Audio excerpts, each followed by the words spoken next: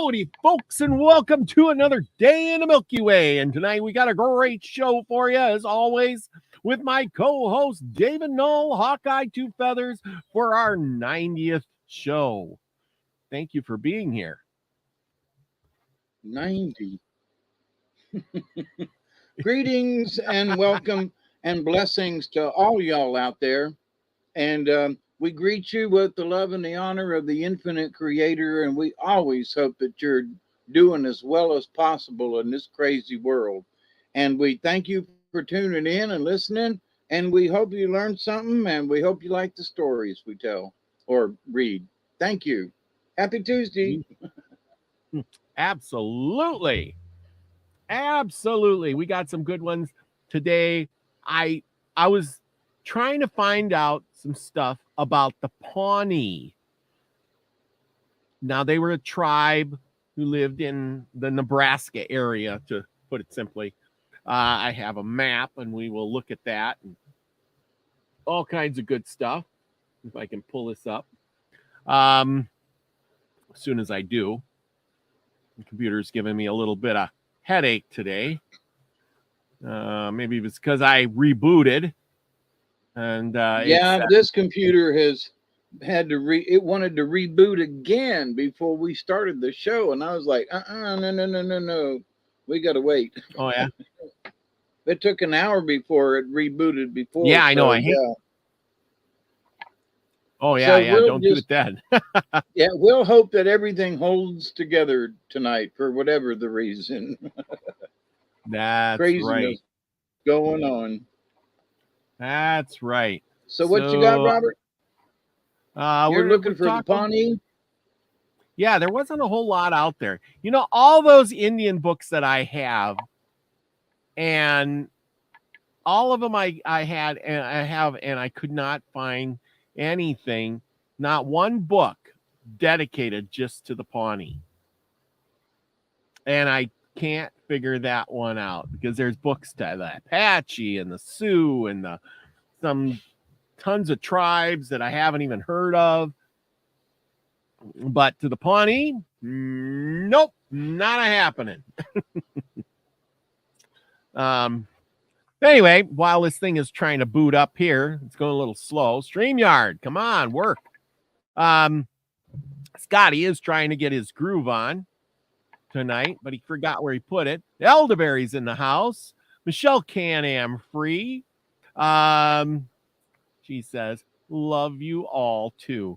Thank you for being here. Witchy Moon is in the house. Elderberry, hello, he says, everyone. But anyways, let's see. Travis the Brick is in the house. And there we go. We're anyway, there it is. Gotta love my blow up screens. So this, you see, this is the Great Lakes up here in your right hand corner, and this is the Pawnee area. So this is like Nebraska. It's a Great Plains area, because here would be Wichita, Kansas area, Kansas, Nebraska, Iowa, Illinois down here. You guys can recognize the map. They were a Plains tribe. Here, this is a little bit better. They were a Plains Indian. You see the big word here, Pawnee. There we go. The Dakota, the Mandan. So they were kind of like strapped right in the middle of the plains. There's Max Vision. Thank you for being here tonight. He says, yeah, I'm going to go over. I got a couple of books over there. And one of them is 500 Nations, and also another book right over yonder. So you keep going. I'm going to see if there's anything on them. I'm going to grab a book. Okay. Hang on. Not a problem. Okay, not a problem. Anyway, let's see. Anyway, so the Pawnee are like strapped in the middle. Why am I going over this? Because we got some real life stories from that era. Here, Pawnee. It was hard, like I said, it was kind of hard to find anything on him, but here we go. This was the Pawnee country, the last Nebraska home of the Indian Confederacy, which once numbered more than 10,000, consisting of our 4 tribes: the Skidai, the Grand Republican, the Tapage, and the Domain. Covered a large part of central Nebraska, where they lived in permanent earth lodge villages and developed an elaborate religious and social organization. The Pawnee grew corn, they made pottery, and many flint tools and weapons. Of course they did, otherwise they'd get conquered by all the other tribes. They survived mostly on buffalo for their meat and hides, and each year carried an extended hunts along the Platte and Republican rivers, where they conflicted with their other enemies, the Sioux and the other Plains Indians, of course. And in 1857, they deeded their remaining lands, with the exception of that which is Nance County, and established their villages at this site under their famous chief Petalaroso, nearly always friendly to the whites, and the Pawnee furnished scouts commanded by Major Frank North, which were colorful and effective fighting force in the Indian Wars of 1864 and through 1877. Under continued harassment by the nomadic tribes and polarized by other something with whites, the Pawnee, the numbers of prestige. In 1873, they suffered something in a battle with the Sioux in a massacre, and nearly until present-day Trenton in 1874 and 75, they something ancestral Nebraska home for the reservation of Oklahoma. Yeah, they gave it up and went to Oklahoma, people. If you were on the plains, you would have seen these people. They would have looked like this. Bow and arrows, if you notice. Feathers in their hair. Buffalo robes. As you can see, they were there watching the white man come across the plains. And pretty much the picture is pretty authentic of what it would have looked like too. Trust me, I live out in the Dakotas, and yeah, it's pretty flat out there. Every now and then you get a little mound or a hill, and you definitely hide behind it because you don't have a tree.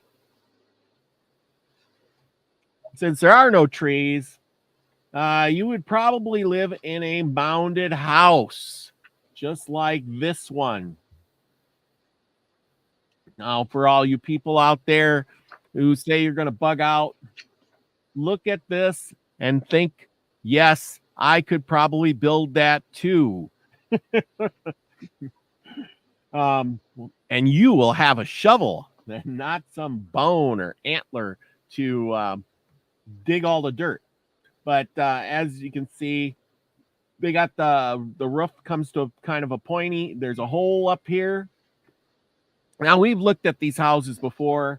A lot of the Plains tribes lived like this. The insides would have been some sort of wood or logs, and then they would have piled dirt over the top of it, which would have gave it great insulating properties. And like Scotty says, a warm weather igloo. But in the winter, that would have been doing the opposite, and it would have made it really warm inside, great for a windbreak, because when you got dirt and earth, wind doesn't go through the dirt. And so therefore, nope. It would have made great wind protection. If you notice, the door here is very big and large.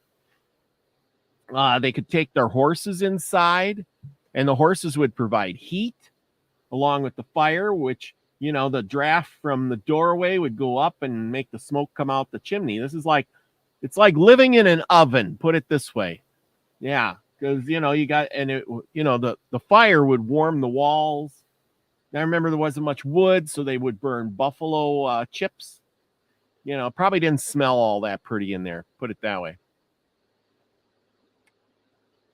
Here's another one. As you notice, the door is like a giant hallway. You got to remember they didn't have a solid door here. They would hang a buffalo skin.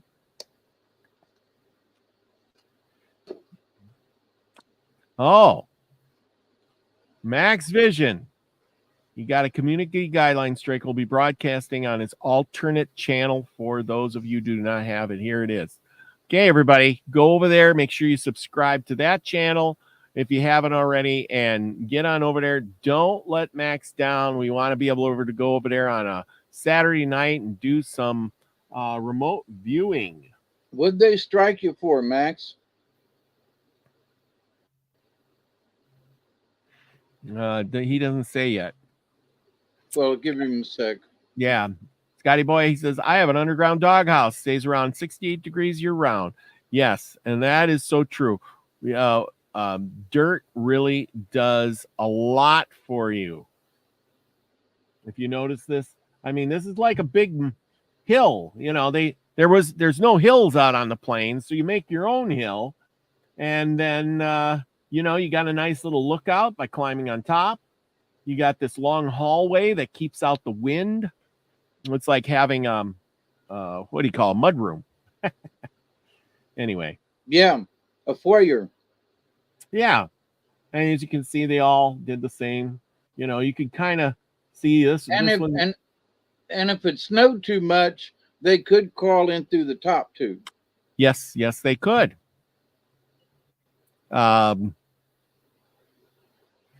Anyway. Let's see here. Here's the chief, Eagle Chief of the Pawnee tribe, Pawnee, Oklahoma. This is Frank White, Pawnee Prophet. I don't know. I couldn't find any information on him as of yet. This is what they would look like out on the plains. And from the early drawings of them, I don't know what this thing on top of his head is. It's not feathers. It's like a hat of some sort. But it's kind of funky looking. And he's like wearing a medallion of some sort. But he's not out on the plains because he's sitting on a log of a tree that's quite large.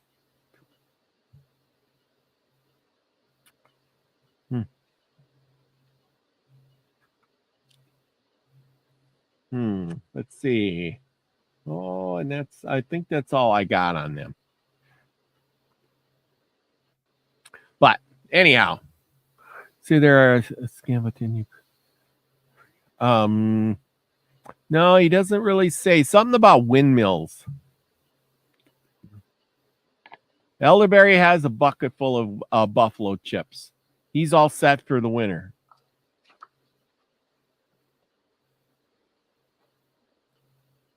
Yes, Michelle, I do. I am trying something new. I'm running this on this channel and my other channel all at the same time to see if it will work. And I guess it must be. I am so proud of myself.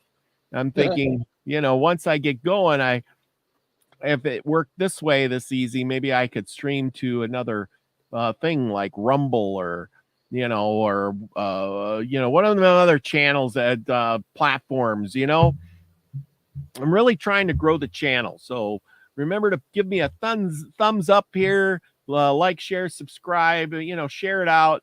I'm trying, and my goal is to hit the 1,000 mark this year. I'm getting so close anyway.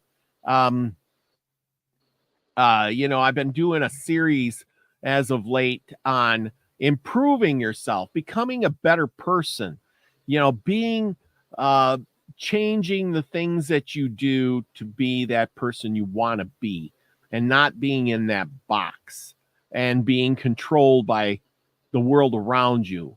We need to be controlled by our own world.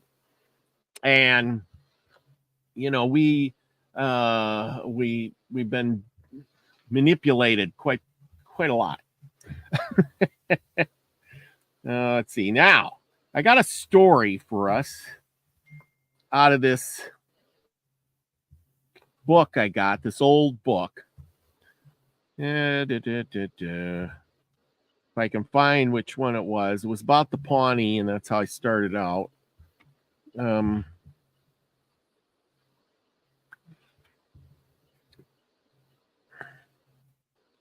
And yeah, this has got to be it. I just read this one too. Pawnees, yes, this is the one. Okay, this one didn't have a lot of killing in it. It was about an honorable Pawnee, and remember how it read on there that they were there's Aaron's Energy. Aaron's Energy. If you go ahead and watch the last few videos I did about faith, believing, changing, being the I am, all of that stuff, you know, I'm not just talking about it. I'm trying to do it myself. You know, make a list, trying to check it twice and trying to weed out the good points and the bad points about me and trying to figure out which ones I need to change. I don't want to be in a rut the rest of my life and keep doing the same old mundane routine. I want to be more than I am.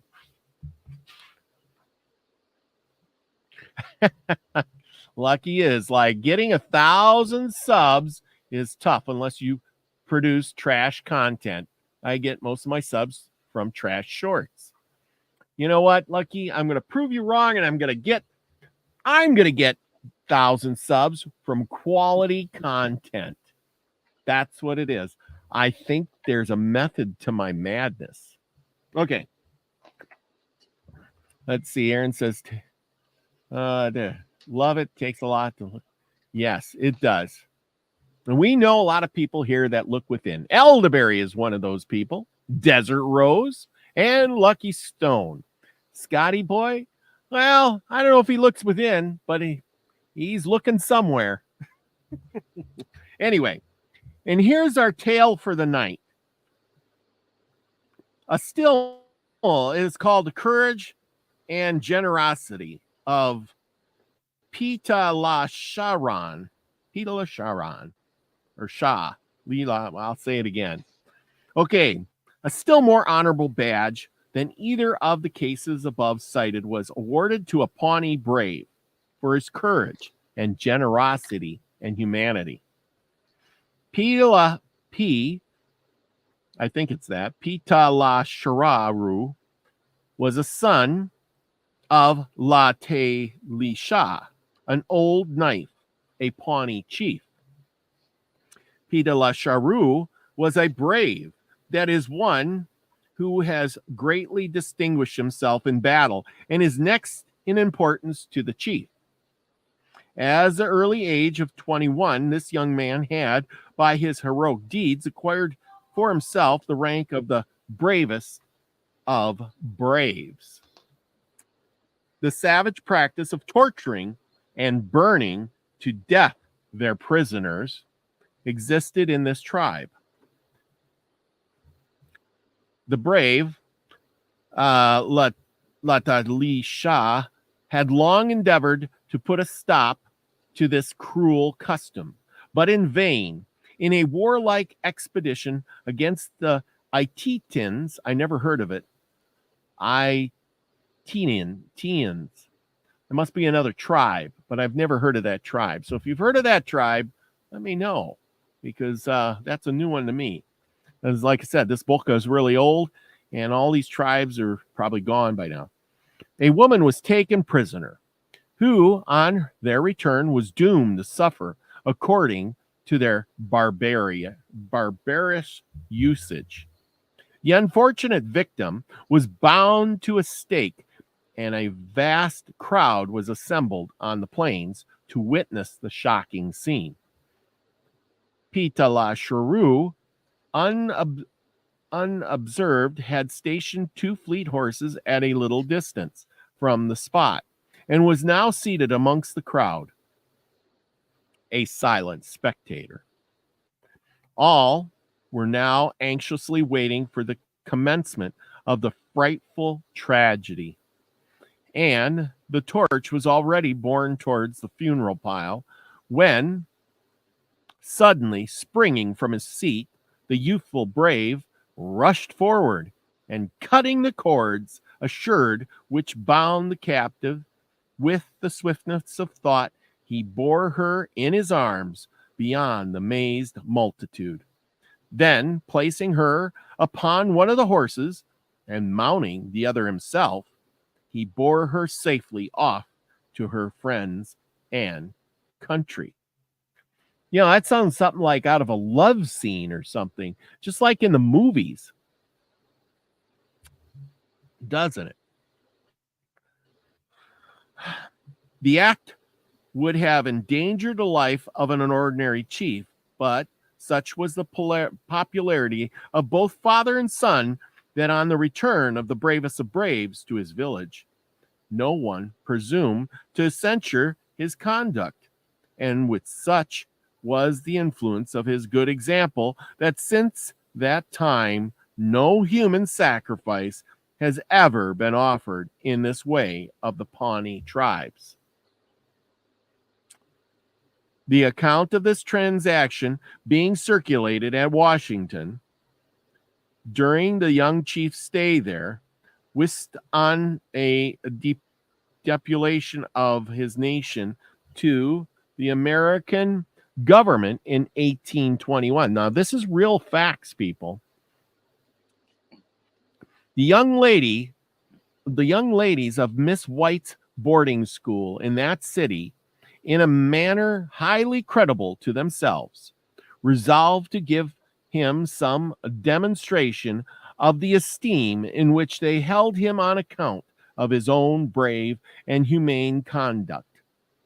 They therefore presented him with an elegant silver medal engraved with an appropriate inscription and accompanied by the following short, affectionate address. Brother, accept this token of our esteem. Always wear it for our sakes. And whenever again you have the power to save a poor woman from death or torture, think of this and of us, and fly to her relief and rescue. The Pawnee's reply was as follows: Sisters and friends, this, talking about the medal, will give me more ease than I have ever had, and I will listen more than I ever did to white men. I am glad that my brothers and sisters have heard of the good act that I have done. My brothers and sisters think that I did it in ignorance, but I now know what I have done. I did it in ignorance, and did it not knowing that it was good, but by giving me this medal, I know it. There is much pleasure in meeting with such instances of heroic conduct among the untaught savages of the West. And as it has often been our lot to recount the deeds of violence which are committed by the red man, it would be most unjust to suppress any traits of an opposite nature. So, you know, the thing is, with tonight's story there, I'm going after the part where, you know, we hear all these stories like they were all bad, they were terrible, they would kill you in an instant. You know, there was nothing that you could do. You were going to die. They were savages, but they really weren't. They weren't that bad. And they were humans, just like us, with feelings and free will and choice. And they had good days and bad days. And they wanted to change things, but they had to do it in their own way. Like, he saved that girl, and by him doing that, they never sacrificed anybody else again. Yeah, I mean, it just brings that up. I have one more here, and this is the account where the Indian culture, they remember good deeds. Well, And this and tonight's something that go ahead. Go ahead. Can you hear me? Okay. boy, things it's acting up, ain't it? Yeah, could you hear me? Did you hear me? I can hear you fine. Oh, okay. Because I thought I heard you, and then you said something, and then you stopped. So, okay. Anyway, we're talking about good deeds of the Indians tonight, and this one here is one where, you know, they weren't all takers, and if they owed you a debt, they remembered that debt, and they said they were going to pay. I guess they were pretty honest about it. So with that, I'm going to tell you this story. It's called Indian Gratitude. Long after Connecticut became settled by the English, a stranger Indian came in one day to a tavern in one of the towns in the dusk of evening and requested the hostess to supply him with something to eat and drink. At the same time, he honestly told her that he could not pay her for either, as he had no success in hunting for several days, but that he would return payment as soon as he should meet with better fortune. Of course, I remember everybody didn't have money in their pockets. The hostess, who was very ill-tempered woman, not only flatly refused to relieve him, but added abuse to her unkindliness, calling him a lazy, drunken fellow, and told him that she did not work so hard herself to throw away her earnings upon such vagabonds as he was. So, the thing is even back in those days, there was a lot of bias. There might not have been the black and the white and the transgendered and the gays and the all that stuff going on, and everybody's against everybody else, but there was bias, and they didn't stop and be politically correct back then either. There was a man sitting in the same room of the tavern. These stories are almost like they could be written in the TV shows or movies. I swear. There was a man sitting in the same room of the tavern who, on hearing the conversation, looked up and observed the Indian's countenance, which plainly showed that he was suffering severely from want and fatigue. And being of a humane disposition, he told the woman to give the poor wanderer some supper, and he would pay for it. She did so, and when the Indian had finished his meal, he turned towards his benefactor, thanked him, and told him that he should not forget his kindness. As for the woman, he added, all I can give her is a story. If she likes to hear it, the woman, being now in a rather better temper and having some curiosity to hear what he had to tell, readily consented, and the Indian addressed her as follows. I suppose you read the Bible? The woman assented. Well, continued the Indian, the Bible says God made the world. And then he took him and he looked at him and say, it's all very good. There he made light and took him and looked at him and say, it's all very good. Then he made dry land and water and sun and moon and grass and trees and took him and say, it's all very good. Then he made beasts and birds and fishes and took him and looked on him and say, "It's all very good." Then he made man, and took him, and looked on him, and say, "It's all very good." And last of all he made woman, and took him, and looked on him, and he no dare say one such word. Oh, golly. They made jokes even back then. I'm not kidding. That's exactly what it says. I couldn't make that stuff up. The Indian, he told the story, departed.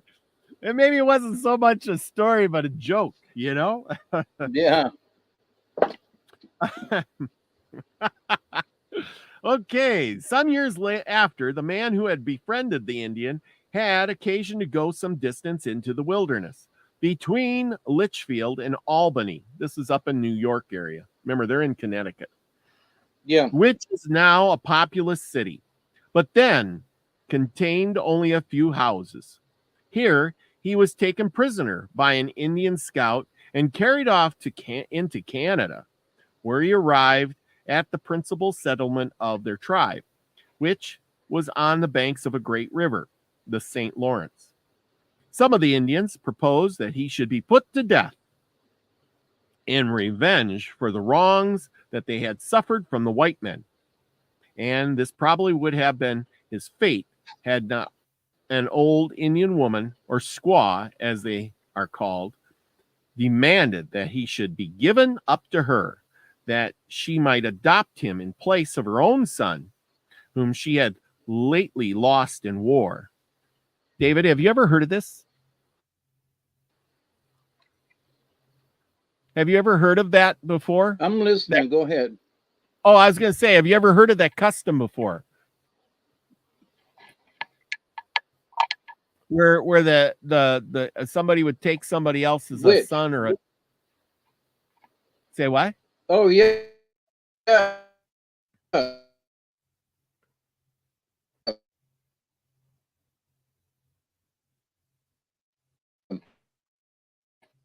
Okay, it looks like you froze up there.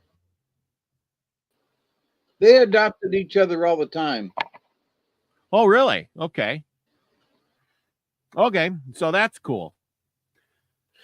He was accordingly given to her, and as a customary under such circumstances, was henceforth treated in the same manner as her own son. In the following summer, he was one day at work in the forest by himself, felling trees. An Indian who was unknown to him came up and asked him to meet with him the following day at a certain spot which he described. The white man agreed to do so, but not without some apprehension and that mischief was intended. You know, those scoundrel Indians, they're all, you know, trying to do something, you know what I mean? Anyway, so he wasn't anyway, during the night,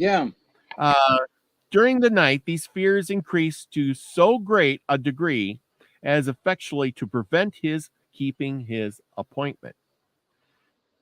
He was scared, you know. However, a few days after, the same Indian, finding him again at work, gravely reproved him for not keeping his promise.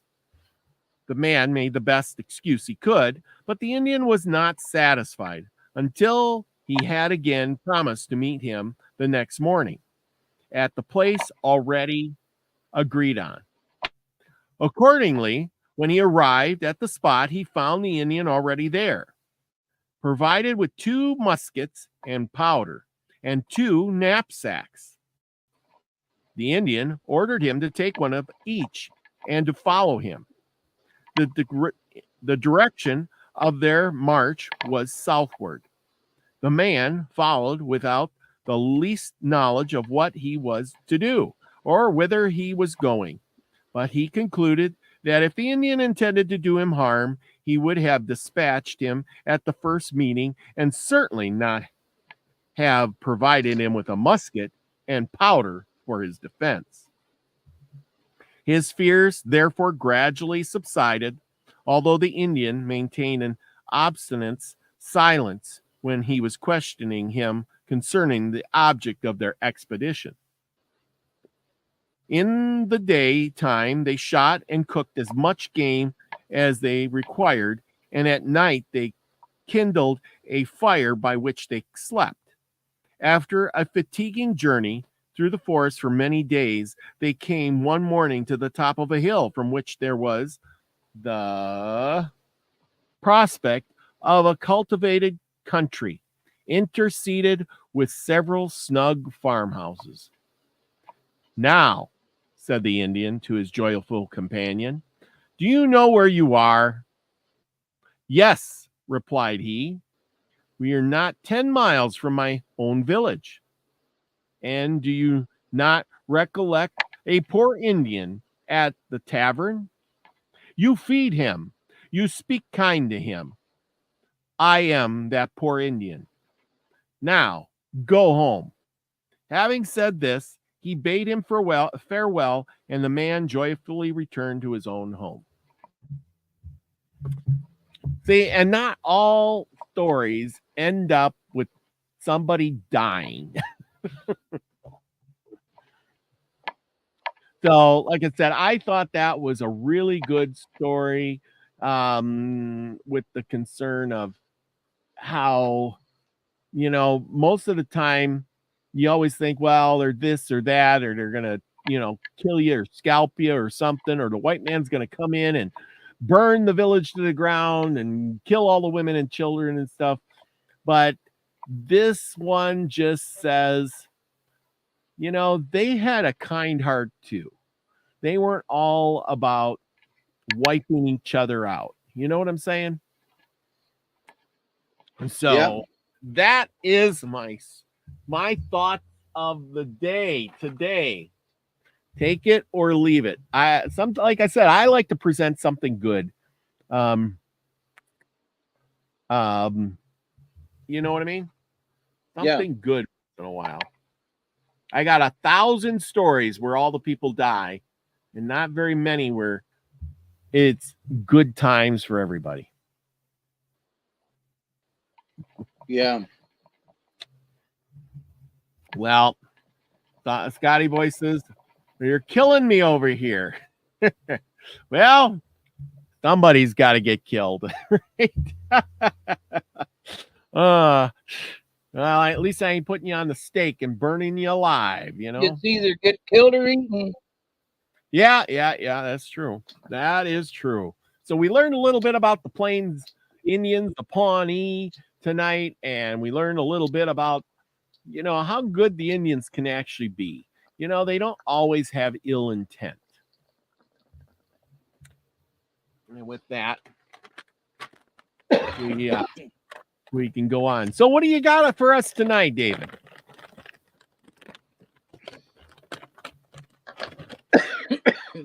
Cold and frost. I'm trying to find where we left off. And since my computer got re-zapped and everything today, all of my tabs that I had saved got wiped out. Wiped out. So my shortcut was like, yeah, we were on. So y'all help me. Last time I think the story was tree worm. Yes.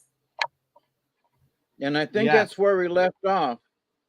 Yeah. Which one you gonna do? Cold and Frost and Stone Coat Woman? Yeah, because that'd be the next one in line. I don't think I skimmed over it. That's one reason why I was being so quiet. Also, for some reason, I couldn't hear three-fourths of what you did. It somehow, we'll have to talk about it, but somehow StreamYard, at least on my side, I can't hear you. You just go deaf. Yeah, like it said, I think I hear this knocking in the background on your side. Yeah, but there's nothing. I don't know what it is, but Yeah. I like I said, sometimes that's like a loose wire or something that's moving or something. That's why I was saying, because I'll say something and you gotta by the time you return say something back, it's like there's a 5-second lag or something. Yeah, and there's also it's almost like you're inside a set of armor. It's like whoa, whoa, whoa, whoa, whoa. Oh, But that's what. anyway, Oh, okay, yeah, because other people can hear it. It says David's chair is doing Morse code. David shares what? Doing Morse code. See, we can, like I said, we can hear it's tapping. It's like tink, tink, tink, tink, tink, tink, tap, tap, tap, tap, tap. No, but it ain't me. See, I'm sitting still, and I my know, chair. but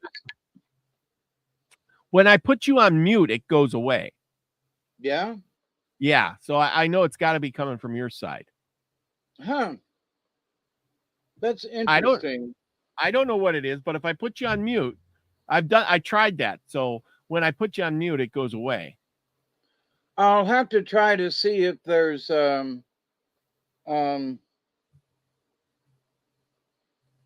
one of the settings in StreamYard that I can adjust on my end. So Yeah, we'll check that out later on. yeah, that's fine. But can everybody hear me all right? Yes, Otherwise, I can hear you fine. I can hear you. Elderberry, his joints are cracking. Oh, yeah. Speaking of that, we talked about where was it? Tobacco. Where is it? Oh, I want to present this one here before we get going. Do we got a few seconds? Yeah, go You'll ahead. You'll find this interesting. So, you know how we always talk about tobacco, right? What did they use tobacco for? Why? What's going on with that? Blah, blah, blah, blah, blah, right?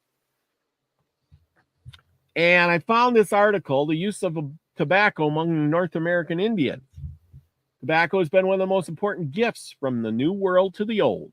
In spite of all the attempts of various authors to prove its Old World origin, there can be no doubt that it was introduced into both Europe and Africa from America.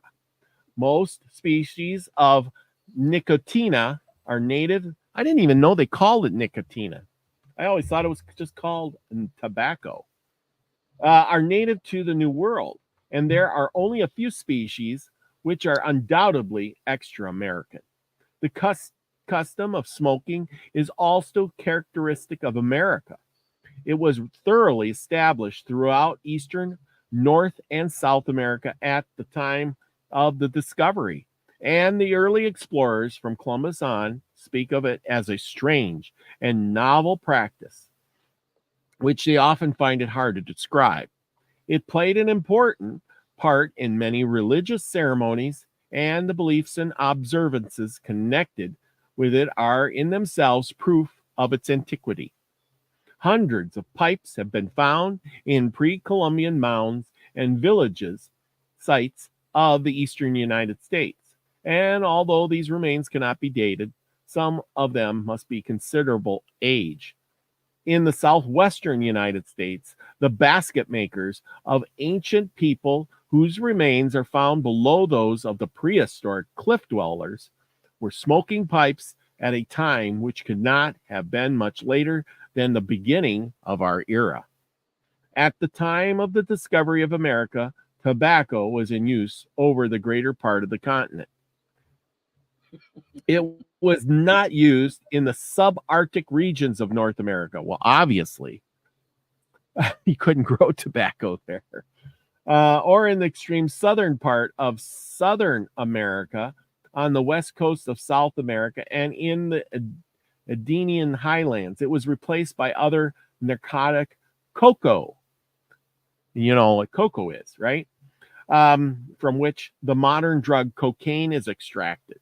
The cocoa leaves were dried and chewed with powdered lime.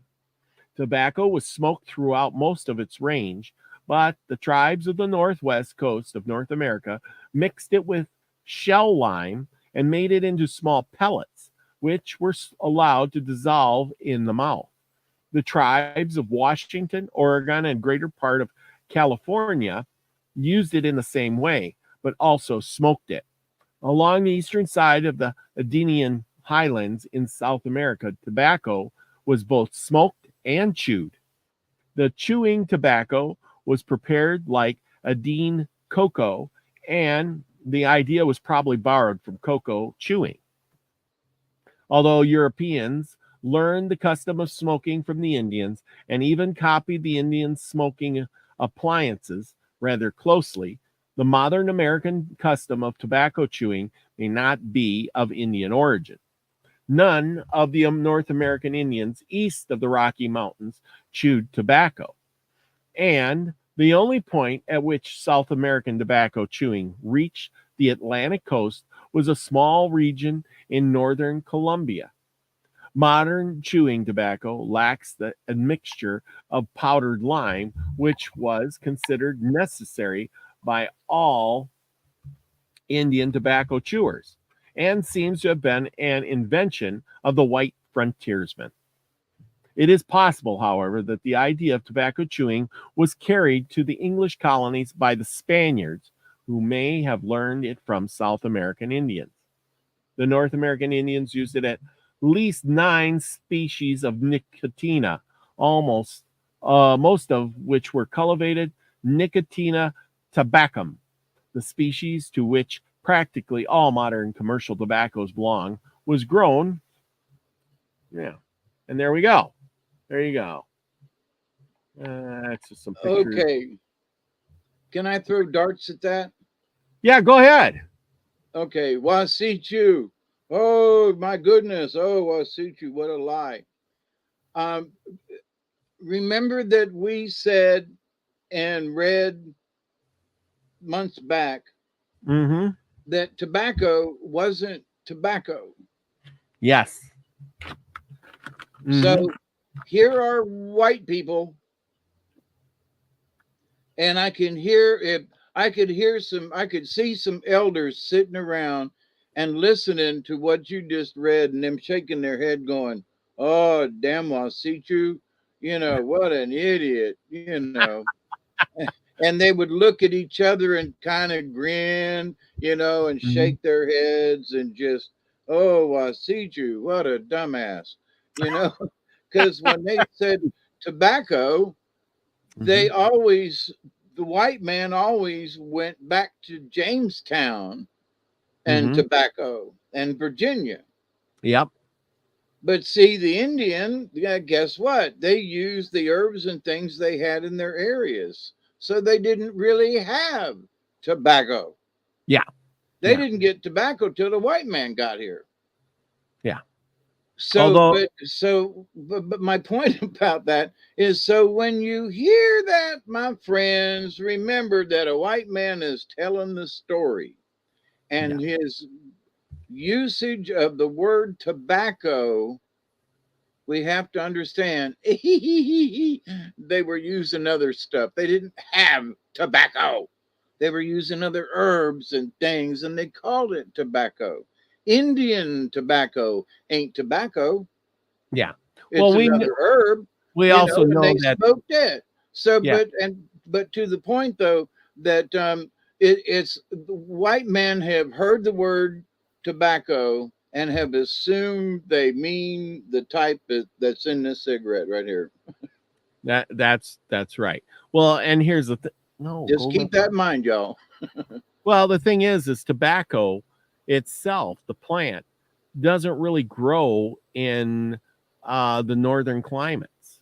No, it grows only in the southern areas. So the southeastern Indians would have had it because they didn't have any in Europe. And it says right in there that they grew it. They were talking about it grew like in the southern areas, but as you go to the northern climates, they didn't have it. Well, why? Because they couldn't grow it, so you're right.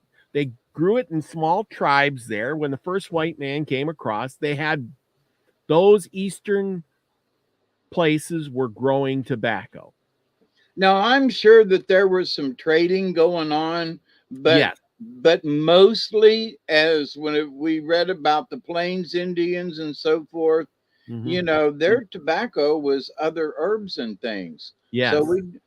I'm sure if they ever got tobacco, can think about how sacred that really would have been, you know? Oh, yeah, yeah, yeah. I mean, that would have been something they would have passed on with trading, but, It would have been well, like wampum and seashells and stuff, you know? yes. I mean, and Yeah. we all know that they did trade because they found seashells way up, in the northern plains, and Yep. et cetera, et cetera. In the Rocky Mountains, these guys had seashells. But you're right. They might have traded and had some, but on a vast quantity of that stuff, probably No. not. And a lot of these tribes were not cultivators of the soil either. So they wouldn't have had, and tobacco just doesn't grow wild all over. And when you do get tobacco, there's a process of doing it.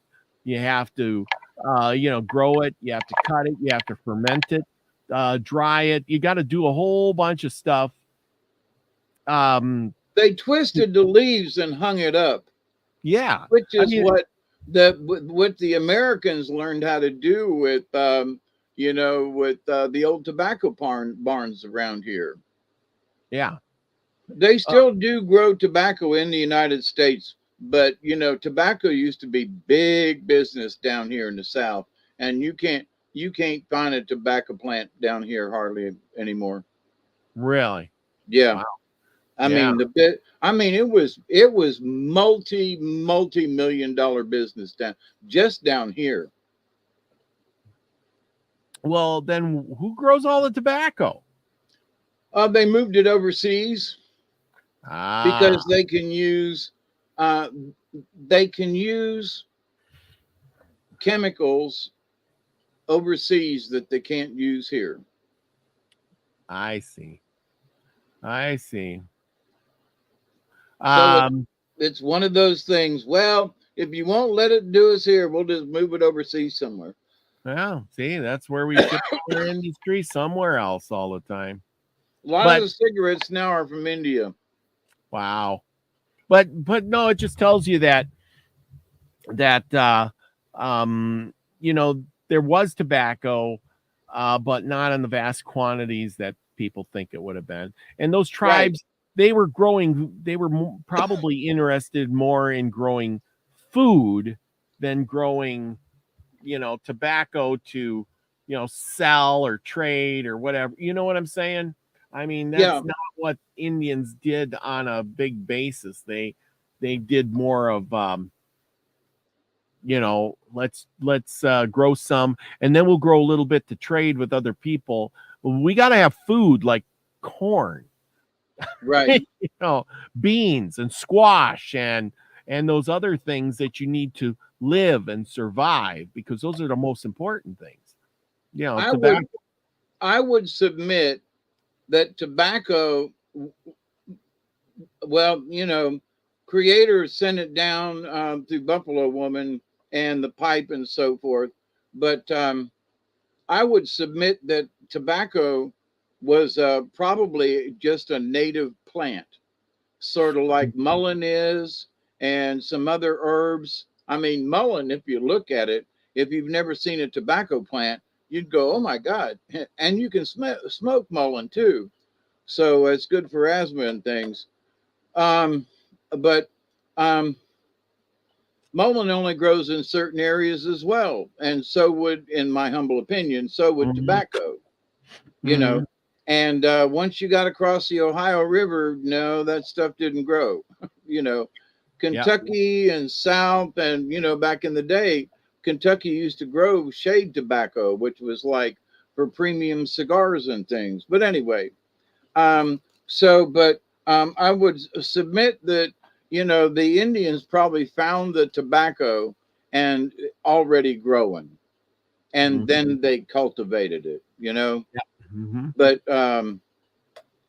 um, but it just didn't grow any. It didn't Yep. grow out west. Well, Can I? yeah. Go ahead. Well, I found something in this about the Pawnee a little bit, And can you see this? Yeah, I can see that. Okay, it's Encyclopedia of Native Tribes of North America. And if you don't mind, we'll enter. Since you started Pawnee, I thought I'd join in a little bit. And the picture that you had, yeah, of the hut and so forth, is exactly what this picture is here. By the way, I've also got this. I got 3 different books. These things are huge. You know. Mm-hmm. There's this one, the Atlas of the North American Indian, and it's just so. But Nebraska, from this book, Nebraska was the main area of the Pawnee. Mm-hmm. The Nebraska northern. What is that? Wait a minute. What the hell state is that? I'm supposed to know my Kansas. Thank you very much. Northern Kansas and southern South Dakota.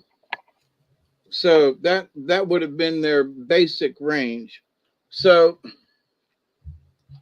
it's Caddoan, Caddoan, an important language family who probably once lived in the lower Mississippi Valley regions according to tribal traditions. Their agricultural background suggests links with Mississippian cultures. The family consisted of many small tribes grouped into confederacies. Commencing in the south, these were the Caddo, the Hassini, the Ada, the Aish of Louisiana, and the Caddo in Oklahoma and adjacent Texas were the Wichita, the Waco, the Tawakoni, and the Kenichi. Now, the Pawnee was just north of there. The largest and most important tribe of the Caddoan linguistic family, probably the last to migrate in a northeasterly direction, reaching the valley of the Platte River in Nebraska. They were essentially an agricultural people, cultivating corn, beans, squash, and pumpkins. They also hunted buffalo and other game, abundant in Pawnee territory in early times. While in Nebraska, they lived in 4 groups of earth lodge villages, each with its own chief, council, and medicine bundles. The Skidee or Wolf Pawnee, the Pittahoward or the Tapaj Pawnee, or the Republican Pawnee, and the Chua or the Grand Pawnee. Though their sacred bundles, shrines, priests, and religious ceremonies, they were connected with supernatural, heavenly, and get this, they were connected with supernatural, heavenly, and cosmic forces to heal diseases, call game, and ensure harvests. They believed that all these were created by one deity, Tirawa. The Pawnee's first contact with Europeans was probably with the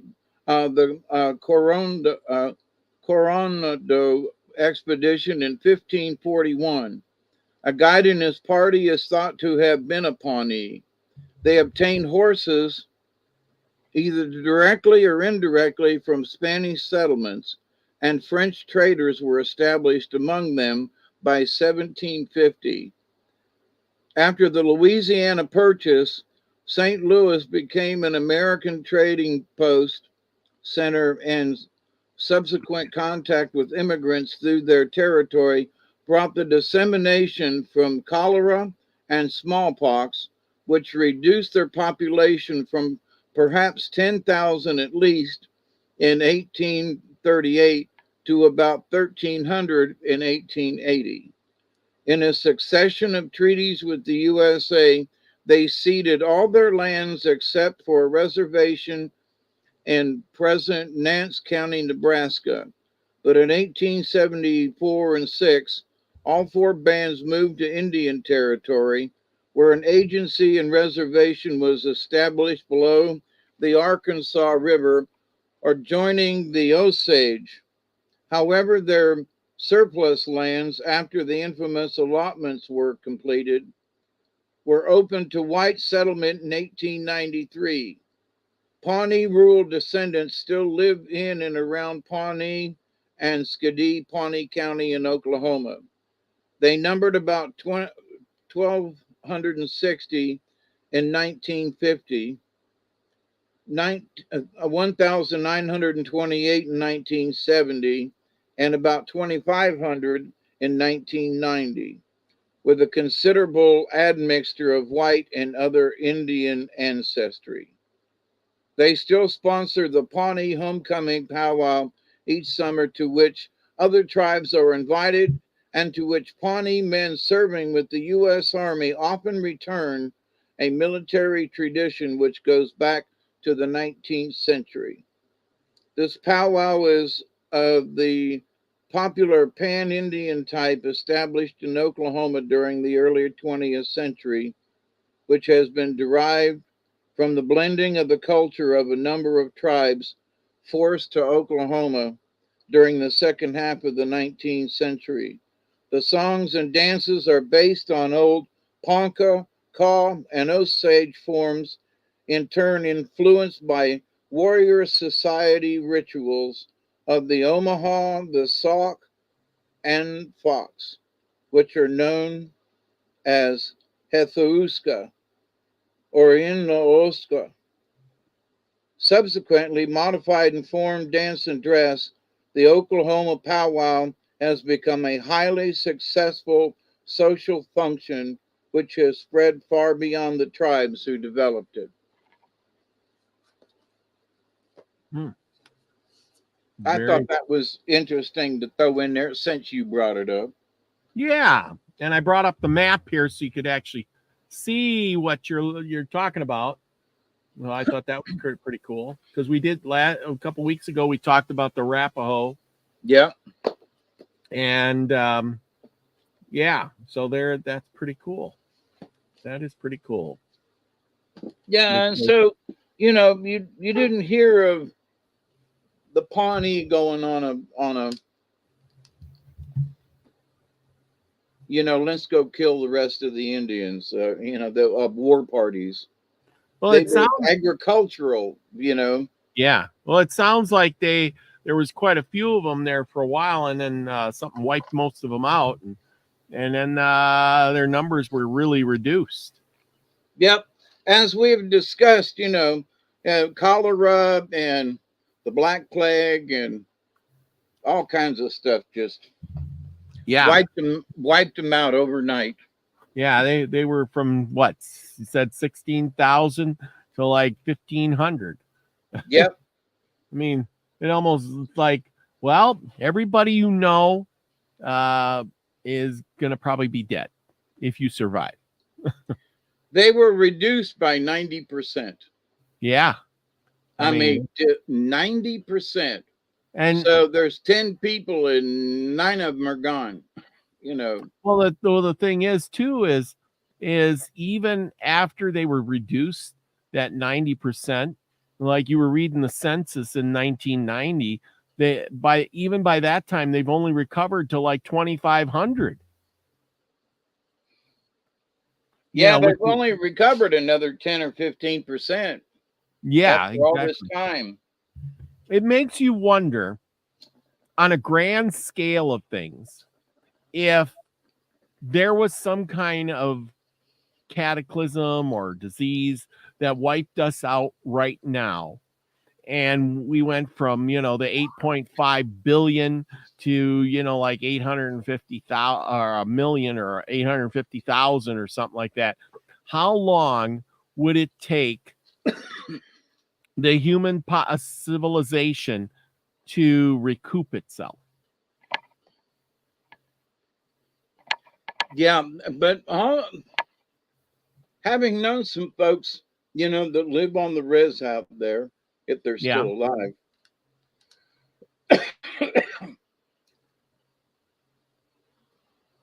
because of the small numbers, number one, to have recovery, there was little choice for them to choose from within the different tribal communities. Yeah. And so many of the women were picked up by men. And so they were like my great grandmother, she was full bleed Cherokee. And then my great grandmother was half, and so was my grandmother. They were half Cherokee from Kentucky and Virginia area. Yeah. So the full bleeds got melted down by half, by a quarter, you know what I mean? And Yeah. so the true Indian tribe just wasn't there. It'd been watered down. Yeah. And so the tribe itself couldn't recoup because it had been basically consumed or absorbed by the white people. The families were broken up, the children sent to schools. Oh, we're going to teach your kids. And yeah, but you're going to separate them from the family. And that was a big deal. And so having known some folks now, on the res, it's a third world country. You go to the place and folks are living in concrete block houses with sometimes no windows and just stuff hanging over. I mean, and that's in South Dakota. It gets cold up yonder. So as as you well know, my friend. Yeah. But it was cold in the summer when I was out there that year. We had to wear a jacket, it was holy criminally. But anyway, so this idea though, so nobody wants to stay on the res. There's nothing that, all the elders talk about, but you must stay because of tradition. And they go, yeah, here's your tradition, and off they go. And they get killed or a lot of them get thrown in prison because of drunken disorderly. They go into town and get in trouble. And the first thing white man wants to do is, they hate Indians out, from off the res, and so anything that they can do to arrest the Indian or hassle him or whatever, and that just makes the Indian want to get more drunk and do drugs and all that kind of thing. But anyway, it's a bad recycling thing, It just that so they haven't recovered because of that. Stipulations, and they just haven't had the opportunity. But now down in Oklahoma, there are a lot of Cherokee and folks and Osage Indians, and because they're still in that area after the Trail of Tears, they might be semi-Indian, because they've been watered down, but they still have a lot of traditions. Thus, the powwow in Oklahoma every year. But there are a lot of other things in Oklahoma too. But and it's interesting because even though there are a lot of native tribes in Oklahoma, whether on the res or not, there are a lot of Indian folks still there and a lot of traditions, but it's also very Christian, by the way. Oh yeah, because they were, most of them tribes the were converted over to Christianity like way back when, and that was the first religion that came along. So they all converted over, and then the missionaries and things like that were sent in. Well, one thing that I've noticed with several of the different tribes and elders and stuff is they view Jesus Christ as sort of like a prophet kind of thing, because Creator is still like the dude. And Jesus was his disciple and son and whatever. and they do not have a problem with that. But where there might be an issue is that, you know, their idea of God is creator. Mm-hmm. Yeah. Let's see. Oh. Which Benny. is like, okay, there's a lot of names for God from the different religions. So, but we can all agree it's the, you know, that entity that, you know, that looks out over for us and keeps an eye on us and help create this place. And hey, is it time for a story? Anytime you're ready. I got it I'm pulled up. sorry. I didn't mean to get off on a tangent, but I found that little piece there about that, and I just thought it fit. No, Right, that's mine. pretty darn good. Cold and frost. All right, so ladies and gentlemen, hobos and tramps, cross-eyed mosquitoes, and bow-legged ants. Tonight our story is about cold and frost, or stone coat women. Ooh, frosty, chilly women. Yep. The characters are Thunder, Hino, and Stonecoat, Cold and Frost. Janoskawa. We have heard from Stonecoat in previous stories. So let me find my little pointer there. Thunder and Stonecoat, Cold and Frost, or Stonecoat women. Once 4 men started off on a hunting expedition. They went in canoes up a large river. These men were the first men to make a canoe. When the chief of the party said, "We will land at Kingfisher's place," the men were glad, for they had been out a number of days. After they had drawn their canoes to the bank, the chief said, "Each man must do his best, must bring in all the game he can." The next morning, the chief asked the sun, the moon, and the stars to help them and give them success in getting game. The men were good hunters, and soon they had plenty of meat. Then 2 of the party said, "We are going farther into the forest to hunt for elk." "You must be careful," said the old man, "and not go too far away from a trail. Something might happen." One of the men was stubborn. He always wanted his own way. He wouldn't follow the old man's advice. But he went farther than he had intended. When night came, all the party returned to camp except the stubborn man. And as they gathered around the fire, they talked of him and said he must have gone far into the forest. The man traveled all day. When night overtook him, he built a fire. After a while, he heard voices, and looking across the river that was near where he had camped, he saw 2 women and a baby. The baby was crying. One of the women sat down and nursed it. The man was glad that there were people around. Soon one of the women noticed that there was a man on the opposite side of the river, and she called out, "How did you cross, brother?"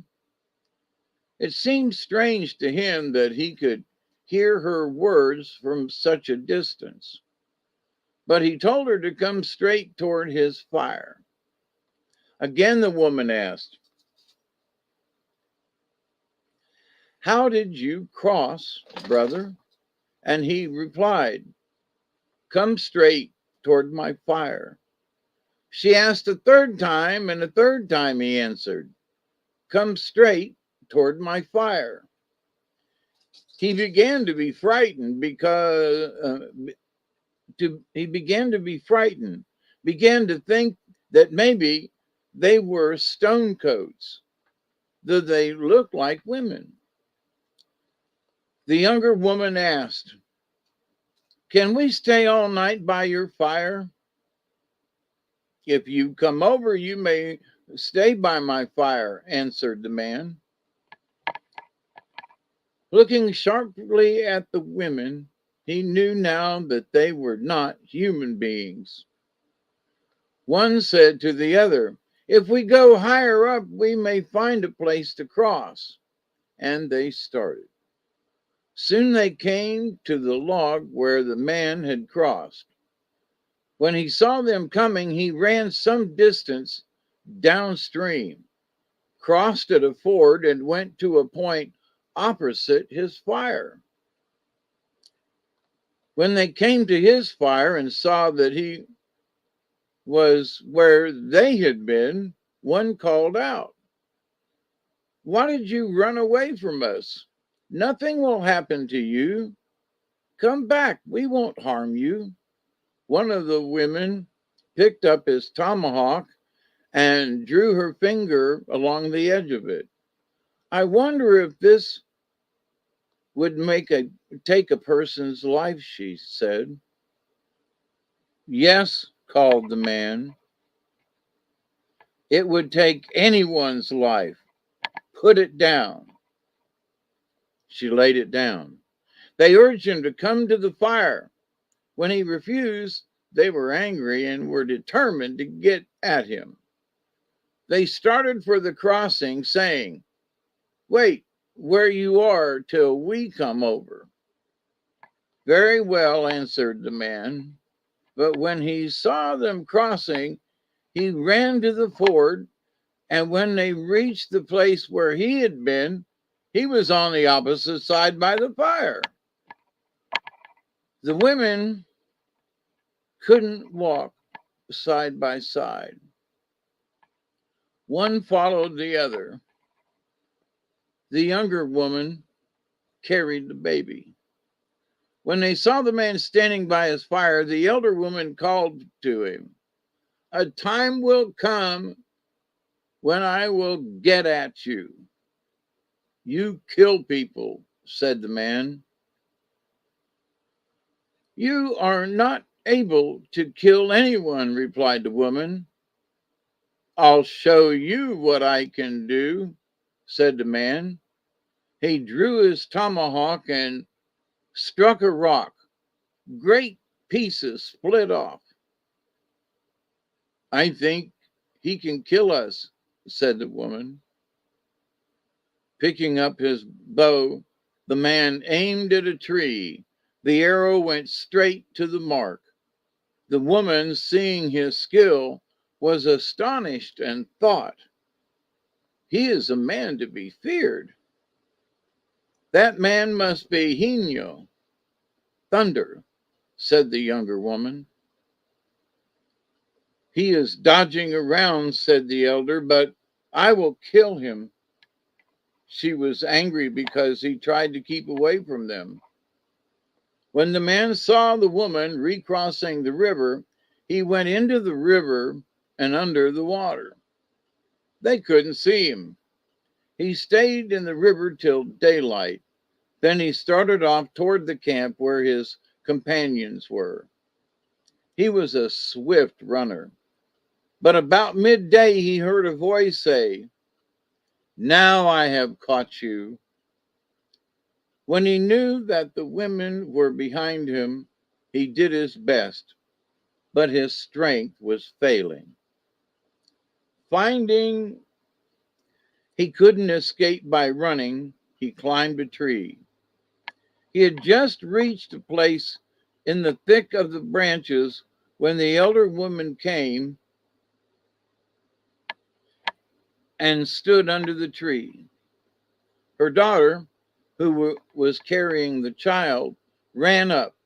The mother nursed the child, then said, "We must hurry. and overtake him. Stone coats, because of their clothing, couldn't look up. So the women didn't see the man. When she wanted to know how far away he was, she took a tiny finger out of her bosom and put it in the palm of her hand. The finger stood erect and pointed straight at the man. That minute, the man slipped down, snatched the finger, and ran off. The finger was of great service. The man could run faster. It was an advisor also and pointed out the road to be taken. The man consulted the finger to find out how far he was from camp and in what direction it was. The finger raised a little and pointed in a certain direction. After he had run some distance, he consulted the finger again. It hardly rose from his hand. He knew then that he was near his comrades. When he reached camp, he ate, regained his strength, and then told his story. But he didn't tell about the finger. The chief of the party said, "We must gather up our things and go home." When the men were in their canoes and were pushing away from the bank, they saw a woman coming. She was crying. When near enough, she called out, "Give back what you have taken, and you will be successful. If you return what belongs to me, you will have good luck." "What did you take from her?" asked the chief. "Whatever it was, it may be true that we will have good luck if you give it back." The man drew out the finger and showed it to his comrades. "Let her have it if she will promise not to molest us again," said the chief. The man put the finger on the palm of his hand and reached it toward the woman as far as he could, and she reached to get it. She slipped, fell into the river, and sank. They saw only tiny bubbles. "Let us be off quickly," said the man, and they rowed away as fast as they could. They reached home in safety. The man kept the finger. He became very expert in hunting, for he always consulted the finger.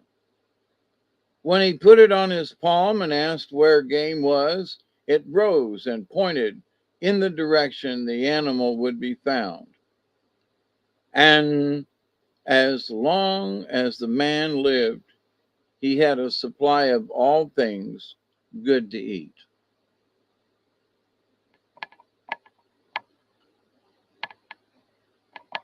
That's an interesting story.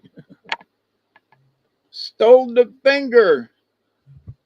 All about the finger. The finger. uh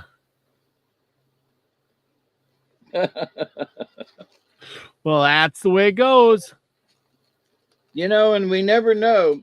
And some of those stories, the stone coats, they were the giants, right? Oh no, that's the man eaters.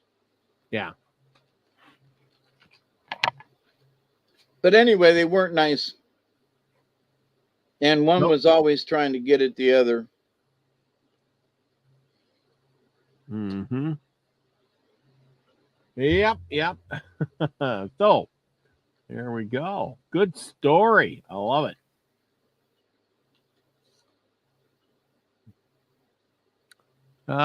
We got a card for tonight. Absolutely. You gonna have a show later on tonight? I don't know. I would like to, but I'm really tired. I'd probably fall asleep. Yeah. Next week, it's going to be the Ganyo Gawa. Mm-hmm. Ooh. That sounds interesting, whatever that might be. Yep. Hey, for everybody out there, I am I'm reading more book stuff, like more stories. I'm doing this one on the Rocky Mountain Adventure, Life in the Rocky Mountains. It's called. It's about a guy back in the early 1800s teaming up with a um, trapping team as they go out into the mountains and find the Indians on the plains, and they encounter, you know, all the things that you would find out there. And it's a firsthand account from this guy as he goes with the trappers out west, and he wanted to see what the Indians were like and what the plains were like. So he's not a trapper, but he teamed up with them, and now he's writing what he finds and what he sees and what they do on the trail. It's quite interesting. But I'm doing that on the Robert V channel, which is now Robert V Adventures, because I found out after I did some surveying, thanks to Lucky Stone, he always tells me you got to look at these things. So I found that I wasn't the only Robert V. And when I put in my name in the search engine, I couldn't even find myself. So if you put in Robert V Adventures, it comes up first now. Thank you, Lucky Stone.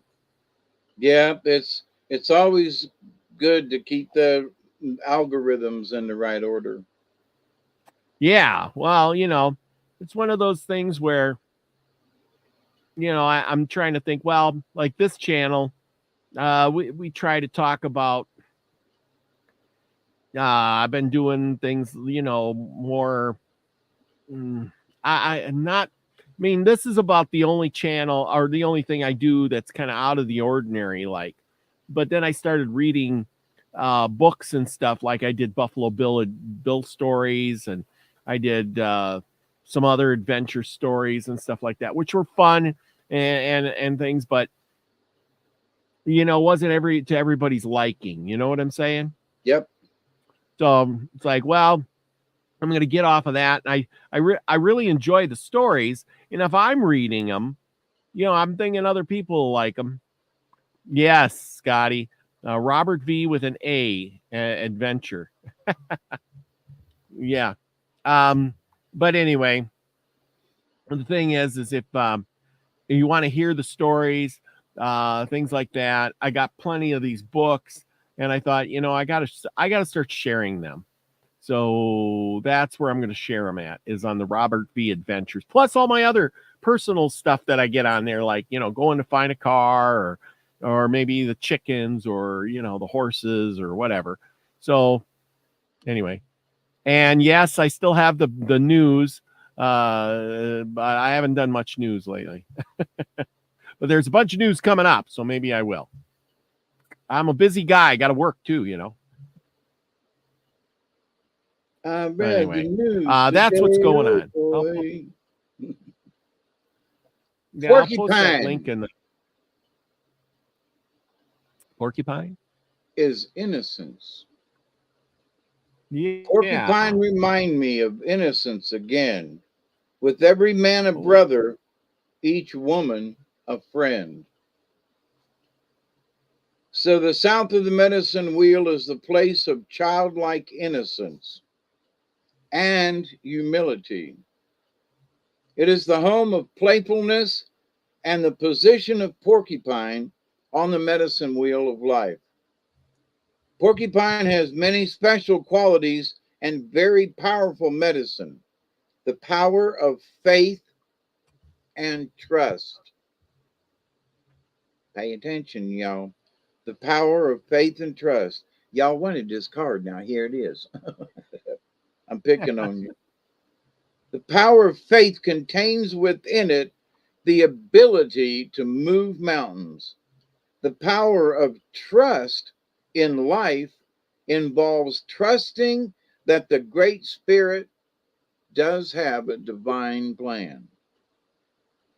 Your task is to find the pathway that is most beneficial for you and that uses your greatest talents to further that plan.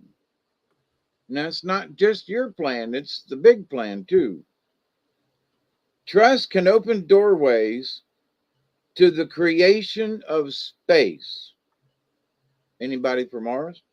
The space thus created allows others to open their hearts to you and to share their gifts of love and joy and companionship.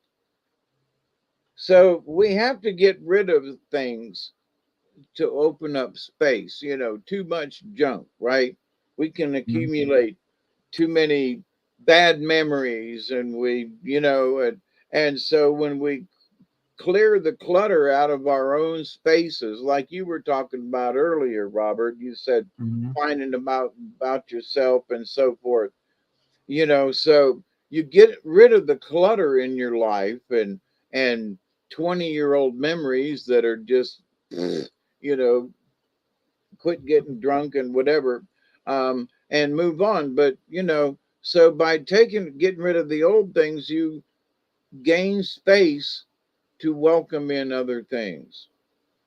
And that's the innocence of porcupine, but also, that great medicine of faith and trust. Through Mhm. understanding the basic nature of this animal, you may come to understand your own need for trust and faith for becoming like a child again.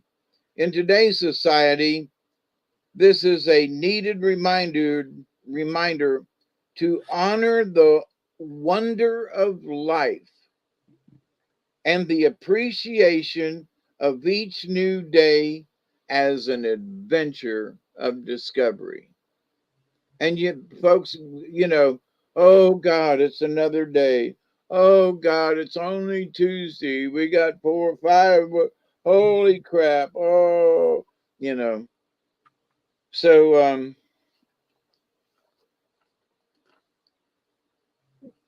through the understanding of this animal, you can understand your own need for trust and faith. Remember the wonder of life. Every day, as bad as it may be outside, give give it a smile. So, Porcupine, there's a story here that Porcupine, Miss Porcupine, a girly porcupine, one that could have babies, um, runs across Mr. Bear, and he's a gruff old bear, and he is in not a good mood. And she keeps saying, "Come on, old bear, I got this log. We can, we can play hide and seek. We can roll it down the hill." And he's like, "Leave me alone, Porcupine." And he goes, "By the way," and she goes, "Oh, come on now, quit being so gruff. And no wonder people don't like you because you're gruff all the time." And he's like trying to be gruff right back to her. And "Well, I'll teach you." And she just stands there and says, "Well, come on now." And he's like, "Well, why aren't you afraid of me?" And she goes, "Why should I be afraid of you? You're just a gruff old bear." And so he kind of stomped off a little bit. And then he got to thinking about what she had done. In her innocence, she stood up to the bear. Now, she does have porcupines. Porcupines have quills. And so you don't want to mess with a porcupine in that respect. Now, we don't have them down here. And I've only seen them in zoos, but I would not like to get stuck by one. So, but the old bear, he finally conceded and he goes over and says, "Come on, Miss Porcupine, where's that log you had? Let's play with it." And he becomes a child again in that. And so, that's the innocence of it. So, in choosing the porcupine card, you have given yourself a gentle reminder not to get caught in the chaos of the adult world where fear and greed and suffering are commonplace. The medicine in this card is that of relief from seriousness and severity. Oh, everything's so bad. Oh, watch this before it gets deleted. Oh, remember the preciousness of fantasy and imagination and the making of some game or toy from nothing but scraps. Honor the playfulness of spirit that lets everybody win. Okay, so now the next other card is dolphin. So we went from a prickly thing to you know, a graceful critter in the water. Yep. But porcupine with all its its quills, again the innocence and playfulness. You might have a long way to walk, so skip a little along the way. Dolphin, number 40, manna. Dolphin, breathe with me the breath of the divine. Manna of the universe, in oneness we entwine. Dolphin speaks to us of the breath of life, the only thing that humans cannot go without for more than a few minutes. We can live without water and food for days, but oxygen is the source of our sustenance. Within the breath, we encounter the rhythm of energy that all life emits. The rhythm of energy that all life emits. Just think about that. Sometimes we forget the word, and not necessarily narcissistic, but it's only me. It's yeah, but when you're breathing in and out, so is a lot of other people and things and plants and animals. Within the breath, we encounter the rhythm of energy that all life emits. In changing the rate or the rhythmic texture of our breath, we can tap into any other life form or creature. This is a very easy way to connect with divine energy coming from the Great Spirit, as well as with your own personal rhythms. Dolphin is the keeper of the sacred breath of life and teaches us how to release emotions through dolphin breath. Well, here's dolphin releasing things with the breath, and we just had porcupine who was like being playful. Don't get caught in the chaos. So sometimes I wonder how the cards are related, and I can see that they really are related. Mana is life force. Mana is present in every atom and is Great Spirit's essence. Dolphin teaches us how to use life mana through our own breath. And porcupine teaches us to be playful with it. It revitalizes each cell and organ and breaks the limits and dimensions of physical reality, so that we may enter the dream time.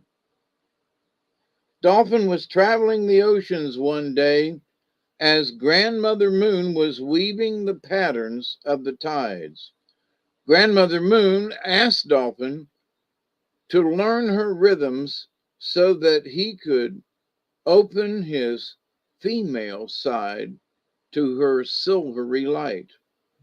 Dolphin began to swim to the rhythm of her tide weaving and learned to breathe in a new way. As Dolphin continued to use this new rhythm, he entered the dream time. This reality was a new and different place from the seas that he had known.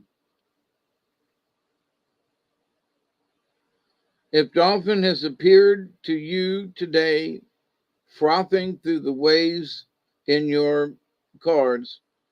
You are to be a link to some solution for the children of the earth. Don't we all feel like we're here for something? You are to be a link to some solution for the children of the earth. This can be a time when you are to link with the Great Spirit and bring answers to your own questions or to those of others.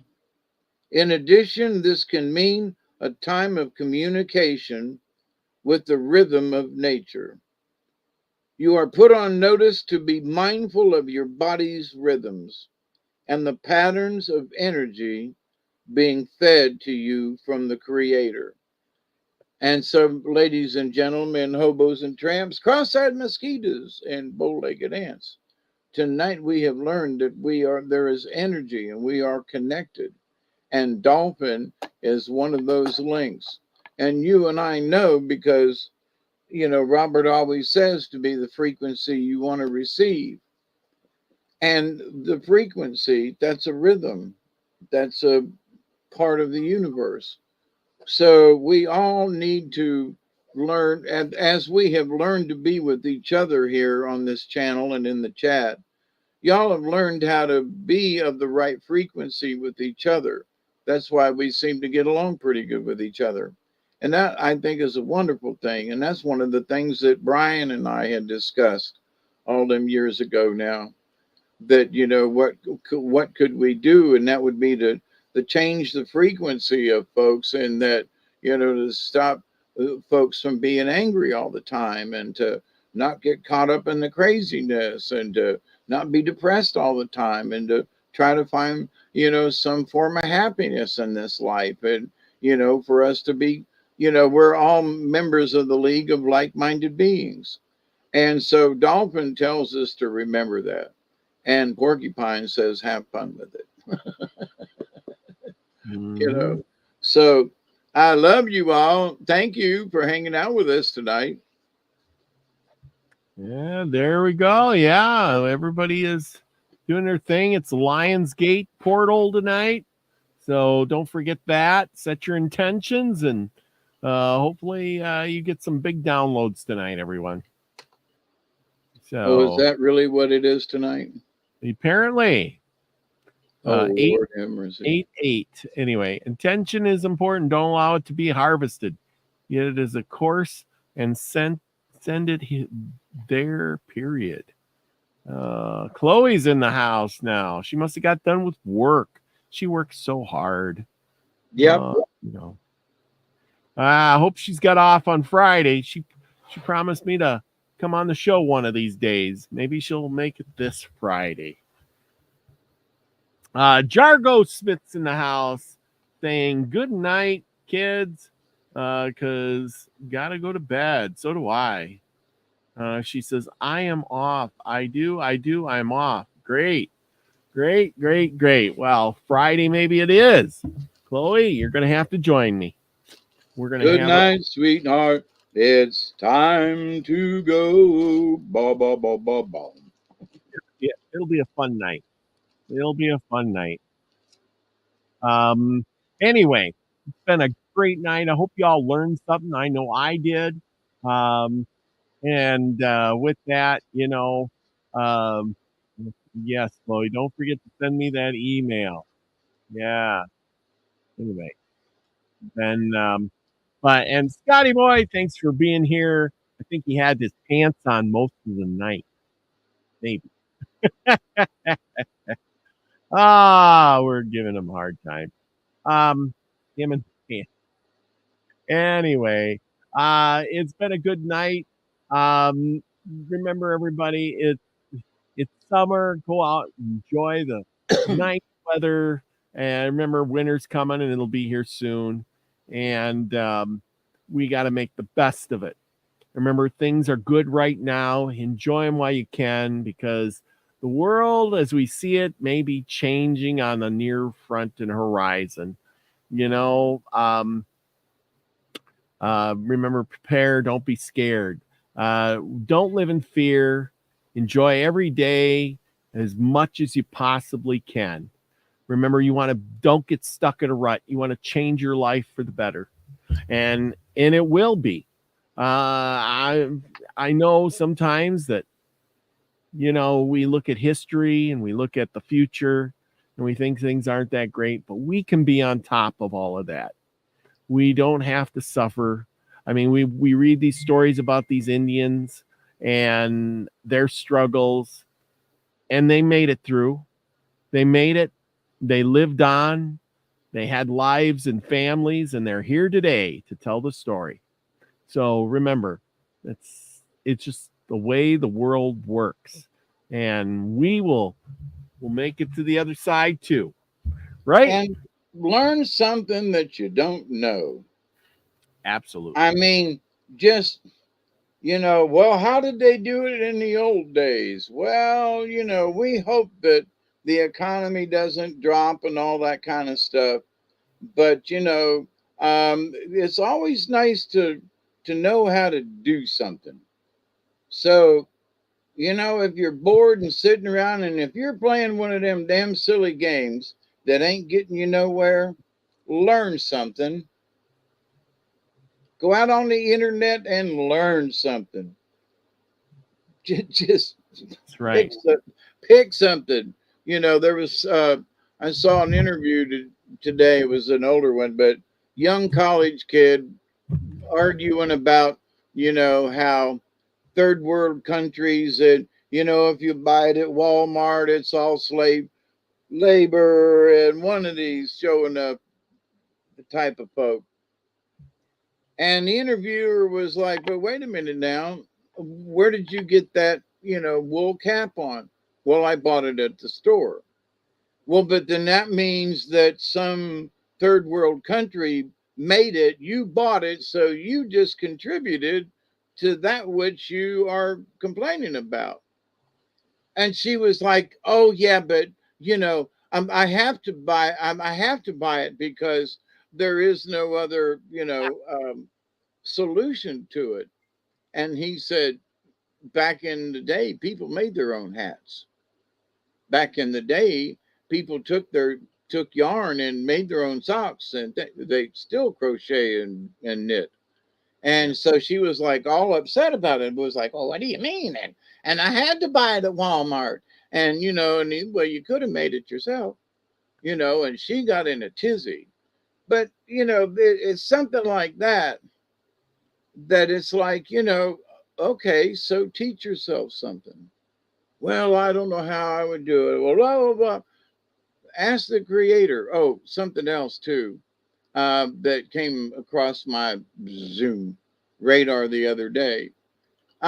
Remember, there are folks who talk about the Akashic record.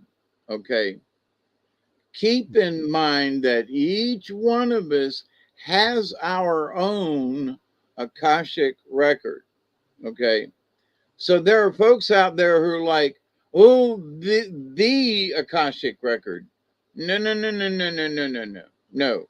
It's split up. There's the Orion group, there's the Dog Star group, there's the this group, there's the that group. No, no, no, no, no. The Akashic records are are kind of sort of personal in that it relates to our family lineage.